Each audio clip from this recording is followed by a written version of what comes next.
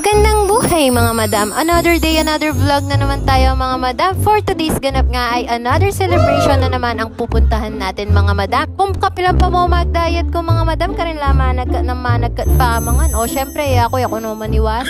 Birthday nga pala ni Ash at the same time ay despedida na din dahil papunta na siya sa May Dubai. Ilang araw na nga akong diet ngayon mga madam dahil madalas na akong hingalin sa paglalakad mga madam. At dahil libre naman ang handaan ngayon ay hindi muna tayo magda-diet mga madam at kainin natin dahil bukas ay may bayad na to. At nung dumating na nga ang kanilang bisita ay syempre nag-start na rin kami at syempre nagdasal. At dahil nga ako ang anak ni Apong Minyong ay syempre sino pa mong tatawagin? Di ako. Kung hindi nyo nga matatanong mga madam ay kilala ang aking tatay sa pagiging madasalin dito sa aming barangay. Kinantahan na nga namin siya ng maligayang karawan at happy birthday para naman mag-umpisa na dahil gutom na sila at gutom na rin ako.